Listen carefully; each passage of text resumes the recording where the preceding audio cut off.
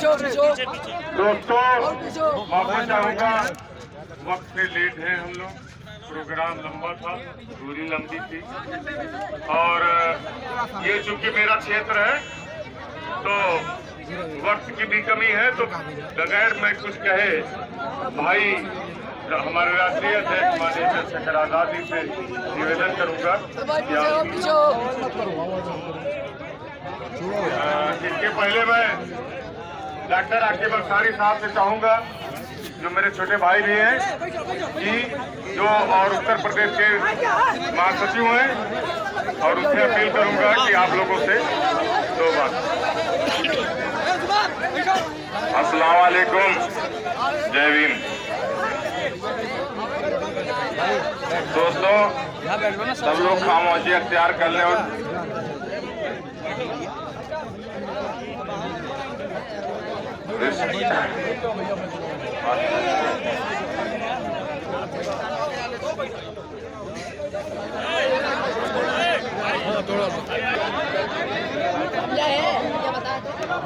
आप सभी साथियों को जय भीम, अस्सलाम वालेकुम।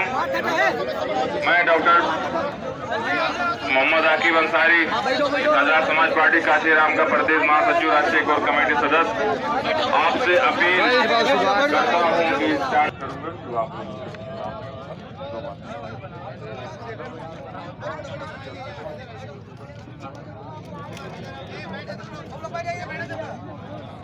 जय भीम। देखिए, ये टांडा विधानसभा है और चुनावी दौर में मुझे आने का मौका मिला। यहाँ सगीर राणा जी हमारे प्रत्याशी हैं। सगीर भाई पार्टी के बहुत मेहनती और वफादार वर्कर हैं।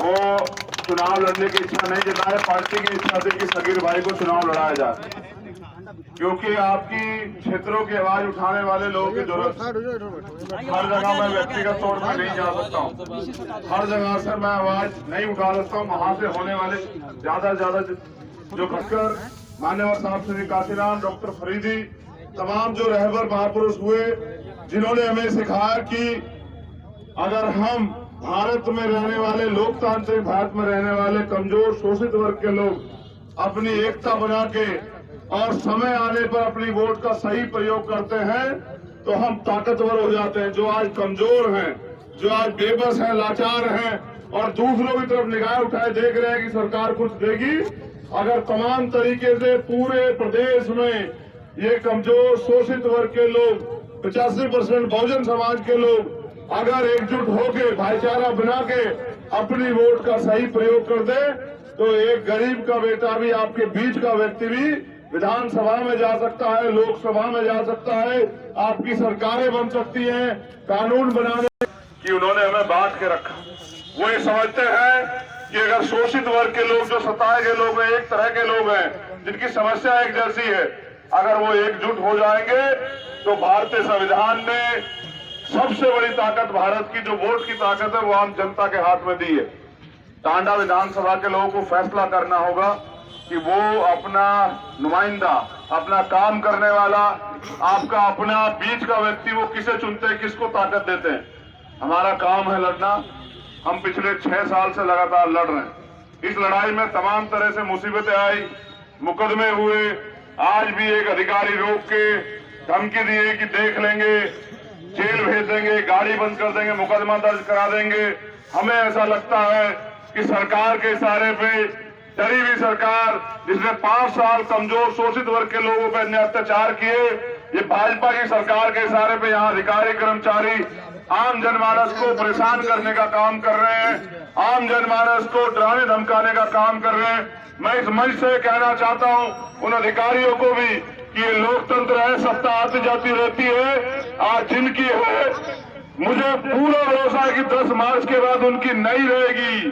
बदल जाएगी सरकार, बदल जाएंगे विधायक, बदल जाएंगे मंत्री। आपको नौकरी संविधान की ताकत की वजह से मिली, एजेंटगिरी करना बंद करें। अगर आप इस तरह से कार्रवाई करते हैं तो इस देश का, इस मुल्क का आईन, इस देश का संविधान ये ताकत देता है कि अपराध चाहे कोई सरकारी आदमी करे या आम आदमी करे या कोई नेता करे, उसकी सजा एक होती है। मैं आपसे वादे के साथ कह रहा हूं, कि यहाँ अभी एक भर्ती हुई थी 69,000 शिक्षक भर्ती, उसमें शोषित वंचित वर्ग के बच्चों के साथ घोटाला हुआ। 20,000 पर सरकार ने अपने चाहने वालों को दे दिए। हम उसकी जांच करवा रहे हैं, उसकी जांच होगी। मुख्यमंत्री पे मुकदमा दर्ज होगा, शिक्षा मंत्री पे मुकदमा दर्ज होगा, और ये दूसरों को, निर्दोष लोगों को जेल भेजने वाले दोनों लोग सरकार बदलते ही बहुत जल्दी आपको जेल में दिखाई देंगे। आप चिंता मत कीजिए, ये लोकतंत्र है। लोकतंत्र में कोई भी व्यक्ति किसी को कमजोर ना समझे।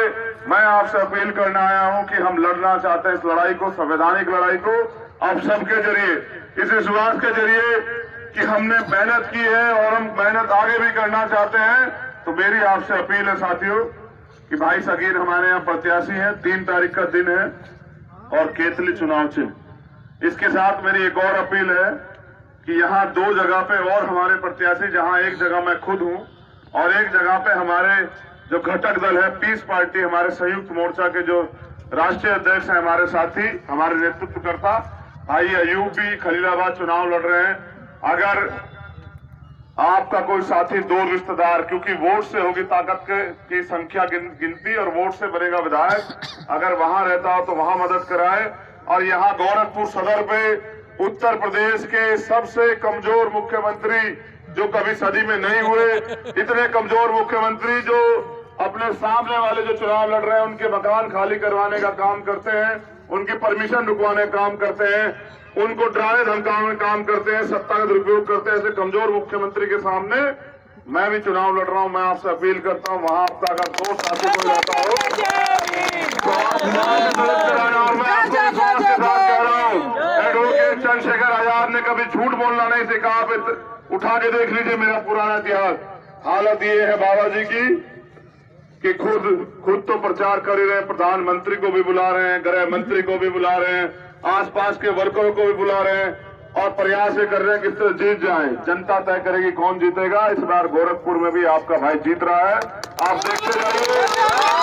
3 तारीख को वोट पड़ेगा और 10 तारीख को रिजल्ट आएगा और बाबा जी की विदाई होगी, पलायन होकर चला जाएंगे उत्तराखंड और यूपी की जनता होगी खुशहाल। बहुत बहुत धन्यवाद।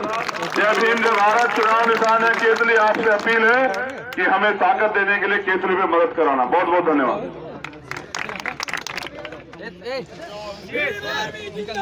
जिंदाबाद जिंदाबाद।